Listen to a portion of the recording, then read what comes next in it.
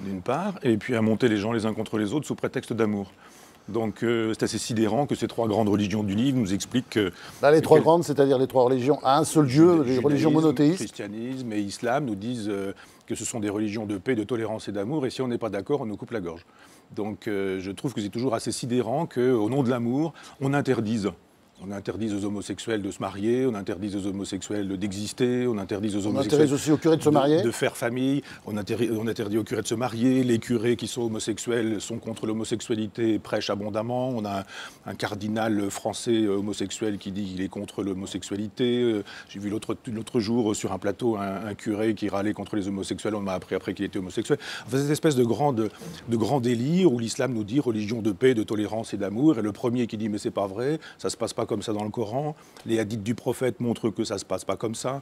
La sira, c'est la même chose. Et on nous dit, ah bon, vous pensez des choses comme ça? Et d'un seul coup, vous avez des menaces de mort. Moi, j'en ai en permanence pour simplement dire ce qu'il y a dans le Coran, pour simplement dire ce qu'a été la vie du prophète. Donc, on a le droit d'être chrétien. Moi-même, je vais vous faire un scoop, je vais vous donner un scoop, c'est que j'ai pensé un temps être moine. Sauf que j'ai pas la foi. C'est problématique quand même un peu. Donc...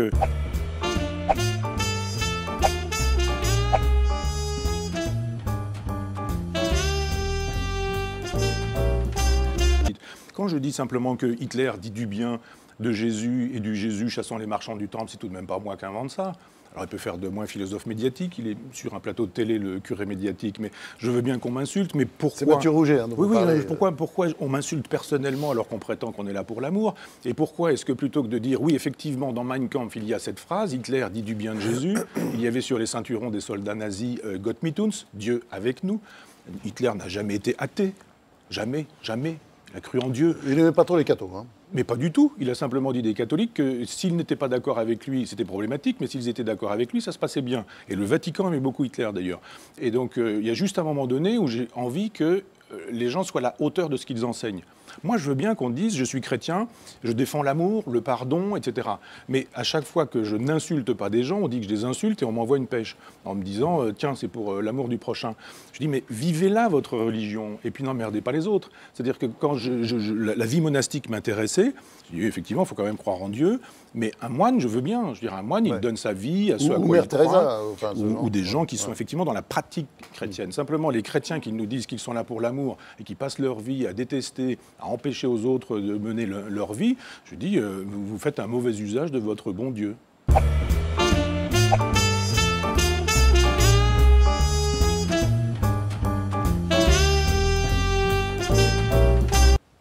Michel Onfray, qu'est-ce que vous pensez de ça? Vous êtes content quand même de... Enfin, c'est la vérification de vos thèses.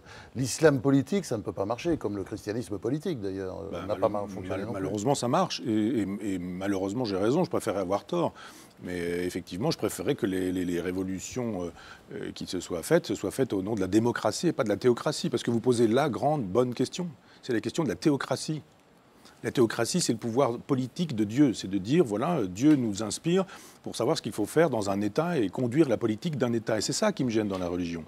Ce n'est pas la croyance personnelle d'un individu qui trouve un sens à sa vie, une spiritualité, dans une proximité avec Jésus, avec le prophète, avec... Ça, je ne suis pas du tout gêné par ça. Quand c'est une affaire intime qui nous permet une philosophie personnelle, une sagesse personnelle, j'ai aucun problème. J'ai un problème quand la religion devient théocratie, c'est-à-dire quand on nous dit maintenant, vous allez faire ceci, vous n'allez pas faire cela, ceci est interdit, ceci est autorisé, vous avez le droit vous n'avez pas le droit de faire ceci ou cela.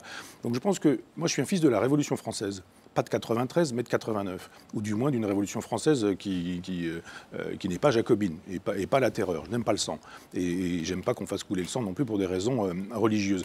La démocratie, c'est l'alternative. C'est soit la théocratie, tout pouvoir vient de Dieu, phrase de saint Paul, soit la démocratie, le pouvoir vient du peuple.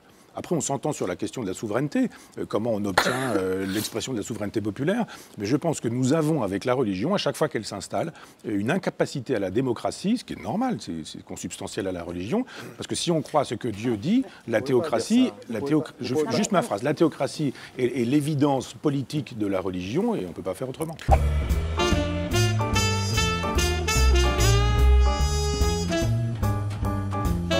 Insensible au discours du pape François. Vous pensez qu'il peut remettre la machine en marche, Michel Onfray ? Il le peut. Si lui ne le peut pas, personne d'autre ne le peut.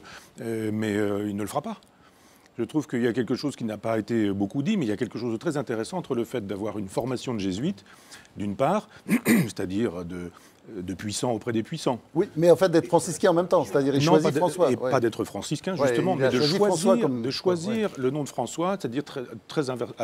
L'inverse, oui. C'est un petit peu comme si François Hollande devait changer de nom quand il est arrivé au pouvoir et s'appelle Jean-Luc pour faire référence à Mélenchon. Personne n'y croirait beaucoup. Eh bien, c'est exactement marketing religieux, c'est ça? Vous l'accusez de marketing religieux? Oui, c'est du marketing religieux, parce que ou il est jésuite et effectivement il prend le nom de quelqu'un qui est à l'opposé de lui, ou il peut changer, c'est jamais interdit. Attendez. Il peut changer, mais il aurait déjà changé. Ou alors, il est vraiment franciscain. J'aime les franciscains. J'aime pas beaucoup les jésuites. Et je pense que si vraiment il manifeste une cohérence avec le nouveau nom qui est le sien, le nom du pape, alors à ce moment-là, parce que je vais dans les musées, vous dites dans votre livre que je ne mets jamais les pieds dans les musées, mais je me souviens de mes visites au musée du Vatican, il peut tous les mois vendre une œuvre d'art, un Rembrandt, un Giotto, etc., et puis décider que cet argent-là va aller directement aux pauvres. Il le peut. Il peut effectivement, concrètement, considérer que son royaume n'étant pas de ce monde, tout ce qui est bien matériel, tout ce qui est argent, tout ce qui est or, dorure, tout ce qui est tout ça, il s'agit de le mettre à l'encan, de le vendre et de donner l'argent là où les pauvres en auront besoin. Alors là, pour le coup, je pense que si François d'Assise avait été pape, il aurait fait ça. Et François d'Assise avait des problèmes avec la papauté. Oui, il aurait tout vendu, même le Vatican. Mais bien sûr, mais moi j'attendrais ça. François d'Assise s'entendait très bien avec le pape de son temps. Un pape qui serait vraiment franciscain, effectivement, il vendrait, il mettrait en location le Vatican. Je ne suis pas sûr qu'il va faire. Julie Graziani, j'entends bien, vous êtes en train de dire effectivement que le but de l'Église, c'est que l'Église dure. C'est pas que les pauvres cessent d'être pauvres. Que le but de l'Église... Concrètement, il a fait quoi récemment? On lui a offert 2 Harley-Davidson.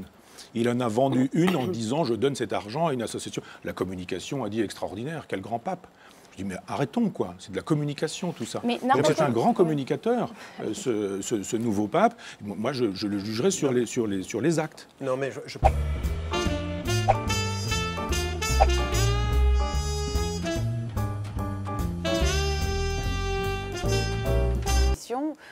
D'un côté, je dirais, c'est surtout vous, Michel Onfray, qui l'avez incarné, cette position. La religion, ça aliène les gens, ça les domine, ça leur fait du mal, ça les met en guerre les uns contre les autres.